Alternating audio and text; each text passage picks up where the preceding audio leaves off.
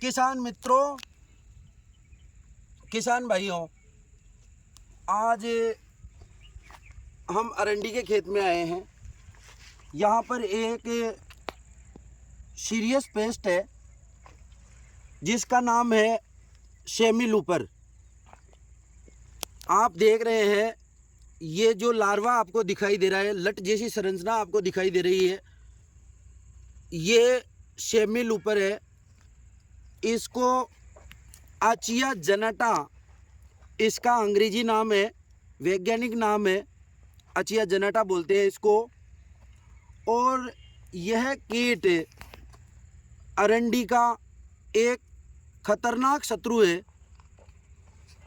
इस कीट के लार्वा जो आप ये देख रहे हैं, ये सब लार्वा है। ये सबसे अधिक खतरनाक अवस्था है। इसके अलावा इसके जो एडल्ट होते हैं, जिनको स्लब बोलते हैं, वो भी खेत में नुकसान पहुंचाते हैं।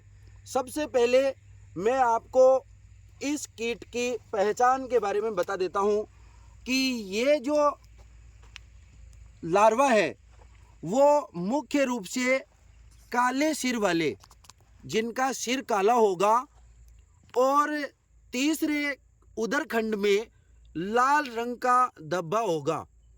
इसके अलावा जो एनस एरिया है, एनस एरिया में ट्यूबिकल्स पाए जाते हैं। ट्यूबिकल्स का मतलब आप देख रहे हैं, ये पीछे की तरफ है, जैसे फुंसी होती है उस तरीके की संरचना होती है। ये शेमी लूपर की मुख्य पहचान है। इस शेमी लूपर की 5 अवस्थाएं होती है, 5 इंस्टॉलेशन होती है। आप देख रहे हैं इस पत्ती के ऊपर, देखो आपको छोटे बड़े लार्वा दिखाई देंगे। ये देखो थोड़ा छोटे आकार का है, ये डिफरेंट कलर का है, ये डिफरेंट कलर का है, ये थोड़े बड़े आकार का लार्वा है। ये आप देख रहे हैं पत्तियों को किस तरीके से खा करके, और नीचे ये गोबर जैसी संरचना निकाल देता है, अपशिष्ट पदार्थ निकाल देता है। आप पौधों के नीचे देख रहे हैं अपशिष्ट पदार्थ इकट्ठा हो रखा है।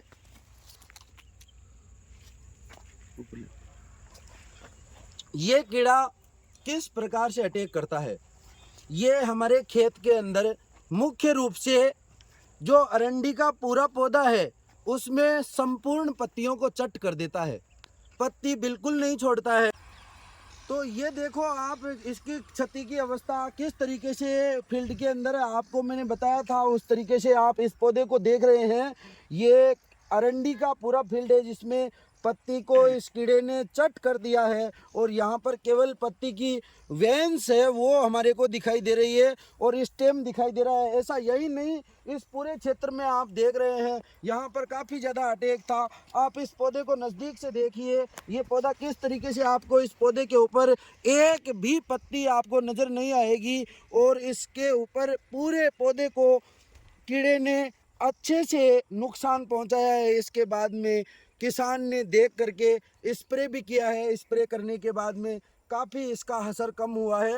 तो ये आप इसकी क्षति की अवस्था अच्छे से देख पा रहे हैं। काश्तकार यहाँ पर बहुत परेशान है अपनी अरंडी की फसल को लेकर, परंतु स्प्रे करने के बाद किसान संतुष्ट हुआ है कि अब ये लट कंट्रोल में है। इस कीड़े की मुख्य रूप से 4 अवस्थाएं होती है।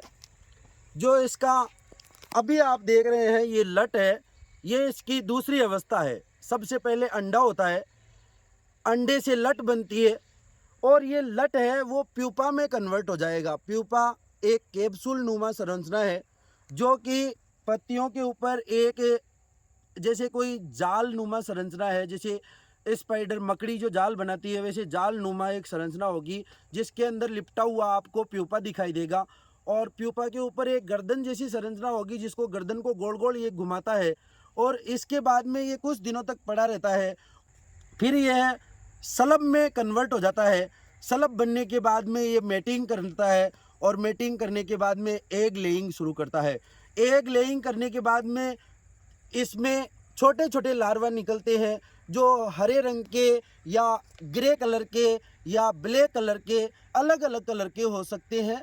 उन लार्वा के जो तृतीय खंड है उसके ऊपर लाल रंग का धब्बा पाया जाएगा और जो स्लब है उसके पिछले पंखों के ऊपर सफ़ेद रंग के धब्बे पाए जाते हैं। ये इसकी मुख्य पहचान है।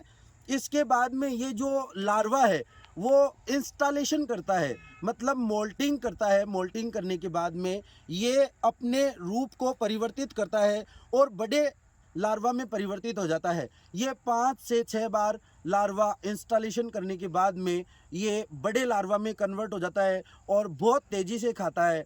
ये कीड़ा अपने शरीर से कई गुना अधिक फीडिंग करता है, फीडिंग करके, और ये बहुत ज़्यादा नुकसान पहुंचाता है। मैं आपको इसके कंट्रोल के बारे में बताऊं तो मुख्य रूप से इसके कंट्रोल के लिए मेलाथियान 50 EC नामक एक दवाई आती है, जिसकी 1 ml दवा 1 लीटर पानी में घोलकर आप इसका पत्तियों के ऊपर स्प्रे करें, जिससे ये कीड़ा तुरंत प्रभाव से मर जाएगा। अगर आपके पास में मेलाथियान अवेलेबल नहीं है तो आप आजकल एक नया टेक्निकल है जिसका नाम है इमाबेक्टिन बेंजोएट, जो एक ग्रेन्यूल फॉर्म में आता है, जैसे नमकीन की तरह आपको दिखाई देगा। इस तरीके की संरचना होती है। तो इस दवाई का आप आधा ग्राम 1 लीटर पानी में घोल करके स्प्रे करेंगे तो भी इस कीड़े को आप अच्छे से कंट्रोल कर सकते हैं।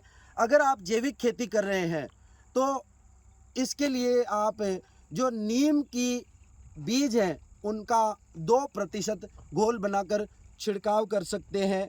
इसके अलावा इसके कंट्रोल के लिए आप हैंड नेट का प्रयोग कर इसके स्लब को पकड़ करके गड्ढा खोद करके जला सकते हैं। लटों को फिजिकली रूप से पकड़ करके और इकट्ठा करके इनको नष्ट कर सकते हैं। ये भी कई तरीके हैं। आपको जानकारी दे दूं कि गर्मियों में अपन जुताई करके इस कीट का कंट्रोल कर सकते हैं।